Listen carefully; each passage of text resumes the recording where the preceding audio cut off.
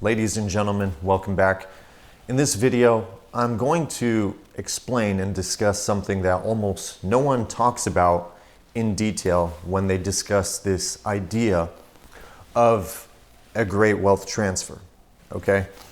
Now, the reason this is extremely important to understand and why I want to explain this is simply because there's this huge misconception around this subject, and oftentimes the people that do discuss the great wealth transfer, unfortunately, they don't actually understand how wealth transfers really work, and they probably haven't studied historical wealth transfers.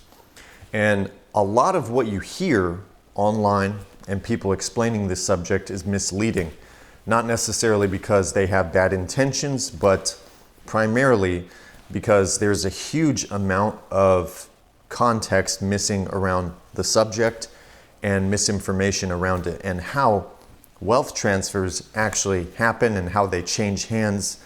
And it's actually a longer process than most people think. However, though, I'm going to break it down in simple terms so you understand and get the big picture here. But the huge misconception out there is that a wealth transfer, or what we're living through now, is some single defining moment, basically where one big event happens where something suddenly changes overnight, markets flip overnight, or there's a big boom and people instantly become wealthy overnight. That's the misconception. And they use the phrase the largest wealth transfer in history to describe that. And they tend to picture one dramatic turning point for that wealth transfer, such as a big crash or a one-day reset where everything suddenly flips overnight. And the truth is, that's not actually how wealth transfers work, and history is very clear on that. And if we look at what's happening today, what's been happening over the last 10 years, you'll notice it's the same pattern, okay? Wealth transfers do not happen in a single moment the way most people imagine. In reality, wealth transfers unfold gradually, okay? They happen through phases. They play out through cycles, through the economic booms and busts, okay? They happen through shifts in confidence in the system, shifts in confidence in different markets, different assets, through liquidity and capital rotating from one asset class to another, shifts in the broader financial system, before the big change is actually noticeable. And the truth is, this transition, the wealth transfer, is designed to feel unclear while it's actually unfolding in real time.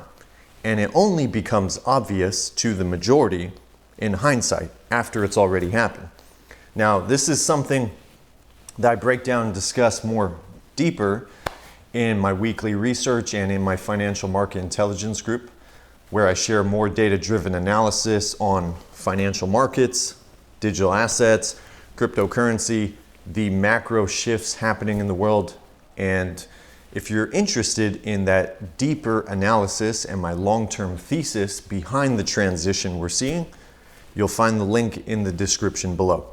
Now, moving on, during a wealth transfer, by the time you actually see the changes fully manifested in the real world, by the time you see the real revaluations and changes in different asset classes, different markets, whether it's certain assets trading at many multiples higher over a decade, or dramatic spikes in some markets or some assets, while others collapse and confidence disappears, or whether it's some grand public announcement by the Fed or the president, by the time that aha moment actually happens, that's not the beginning of the wealth transfer. That's the end of it, or near the end of the wealth transfer. You have to understand this. If you don't, you'll get annihilated. And that's the moment the wealth transfer has already taken place, or most of it has already unfolded. Okay, that's not the beginning of it, that's the end of it. Now that you understand that wealth transfers don't actually happen in a single defining moment or overnight, then the next question is, okay, what actually drives them and how do they actually play out in real time. Okay, now understanding this concept and this fact is really what will make the difference between you watching the wealth transfer happen and actually being positioned to benefit from it when it's fully done. So you have to understand what actually drives a wealth transfer. So in simple terms, while there is a demographic component to wealth transfers, we've seen this throughout history. For example, when I say demographic component, I'm referring to generational turnover and inheritance that actually is being passed down from boomers to their kids. That's one piece of it, but that's not the main focus in this conversation here. I'm referring to the greatest wealth transfer as the bigger force, and that's the one that consistently has reshaped markets and fortunes and basically made regular people extremely wealthy. And those wealth transfers actually come from periods of structural change in the financial markets, in the financial system, and from major technological revolutions that reshape economies in the world forever. Okay? Now, these types of wealth transfers that I'm referring to actually happen in 4 stages, which I'll be breaking down in an upcoming video. But as of now, this idea of the wealth transfer is exactly the kind of period we're actually living through today. This is the wealth transfer, okay? It doesn't happen overnight. And throughout history, the largest wealth transfers have always been tied to major structural shifts in the system. Look at history, it's all there. And during the Industrial Revolution, for example, capital didn't just move overnight. It steadily flowed into manufacturing and infrastructure over years, okay? Then it was obvious.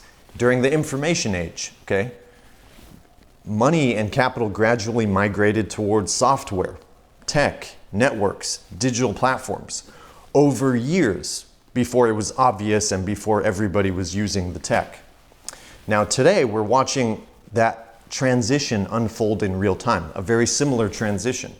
And it's a disruptive technological revolution that we're seeing, and it's primarily being driven by blockchain technology, digital assets, artificial intelligence, robotics, 5G, 6G, and basically the broader digitization of how value itself is stored and transferred, okay? Very different from the information age. And during these massive transformations, what we're living through now, and even previous ones, the transfer of wealth still does not happen all at once overnight. It's a process. They unfold through cycles, through expansions and contractions in the economy and in the markets. They happen through periods of intense optimism, maximum optimism, and then sharp pullbacks, maximum fear. And they happen in the process throughout booms and busts in the economic cycles until we get to that fully aha moment. And it happens in the market as these technologies mature and gain adoption over time as capital rotates into them over time. And then it fully manifests and becomes obvious. So capital does not rotate in a single dramatic shift, as most people imagine. That's not how a wealth transfer happens. The capital reallocates systemically, gradually, as the system evolves, okay? That's how it actually plays out over years. Now, this is the part where most people get it wrong. And this is so important to understand so you don't make the same mistake. Most people are waiting for a defining moment. They're waiting for a headline that tells them, hey, the great wealth transfer has begun. Okay, they're waiting for something to give them confidence. Something systemic to point to and say, aha, oh, there it is. Now I have proof. But the reality is, by the time something feels obvious from a wealth transfer perspective, to the majority, when it's obvious, the large portion of value reallocation in the system has already taken place. That's the truth. That's simply the nature of cycles and wealth transfers. And The ones who get rewarded the best are the ones who are already positioned before clarity arrives.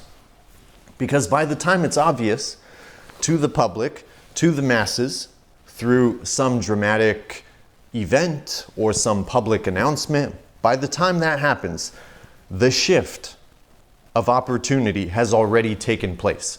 And the greatest opportunities, the most asymmetric upside within the wealth transfer, will already be at its late stages or already over by that time.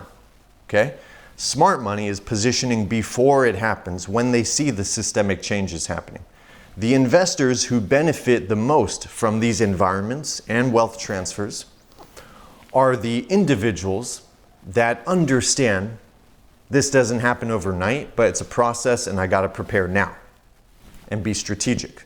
They understand that it unfolds in stages, while most of the time it feels uncomfortable while it's actually happening. They understand that. If you're also looking for a way to really gain access and exposure to different digital assets, cryptocurrencies, precious metals, and whether that's buying, selling, trading, or even rolling over a 401k into crypto with tax advantages, I highly recommend you take a look at iTrustCapital. It's a very user-friendly platform. I personally use them. Additionally, I do want to mention that most people don't know this. With iTrustCapital, they allow you to actually buy gold and silver there. And your holdings aren't just digital entries. They're actually fully allocated physical metals that are available for you to request for delivery anytime you want through their reputable partners. If you're interested, taking a look at them, I put the link in the description below and you can find that there. And early in the cycle, volatility is elevated, sentiment is weak, and prices are not making new all-time highs. And the investors that see the wealth transfer understand that. And they understand that during these early phases within the wealth transfer, the broader market, the regular investors out there, are still trying to make sense of what's happening.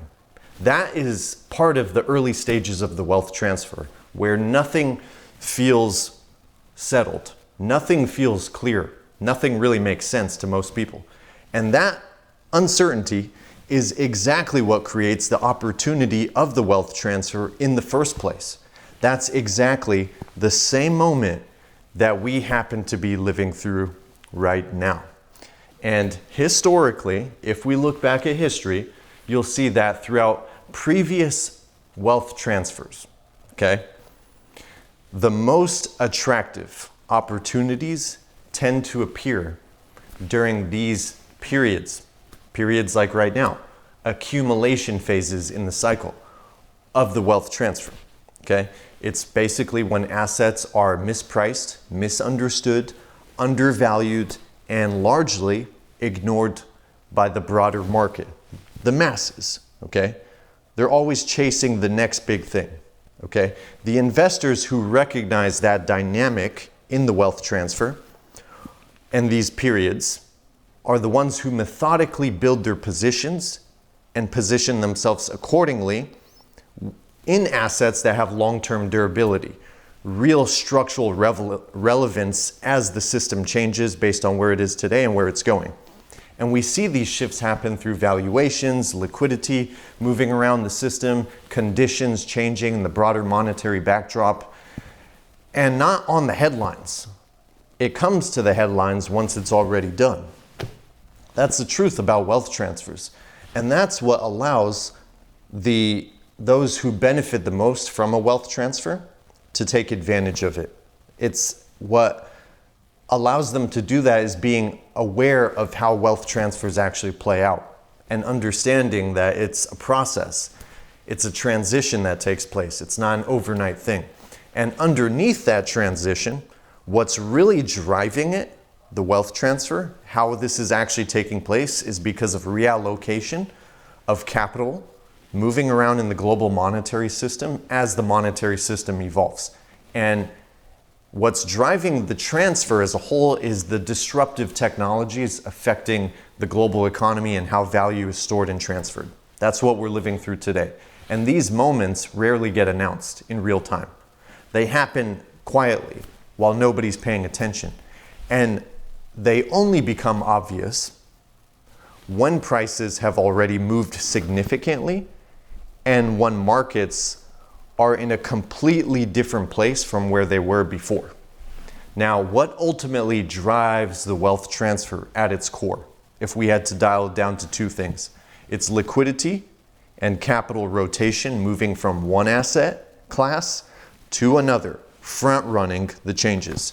And monetary conditions, as they tighten, as capital pulls back, as valuations compress and prices come down, strong assets often get mispriced alongside weak ones. And those are when the opportunities are present in the wealth transfer. And uncertainty tends to feel at its highest during these times. But as liquidity stabilizes, as regulations come in, adoption, capital begins to expand and move into these different asset classes, it doesn't do it evenly. It flows first into assets with real structural strength and assets that have long-term relevance that are actually going to be here as the system evolves, and assets that are going to provide the highest returns. And that rotation, where revaluations begin and it becomes visible in the prices, it happens slow at first, and then it happens fast. And then it finally becomes obvious once capital is already in those asset classes, because it was searching for higher return in an environment based on the risks and the system evolving. And your job as a strategic investor or capital allocator is to understand the shift taking place and strategically position your portfolio and your investments before the window closes while still managing your risk. That's the key.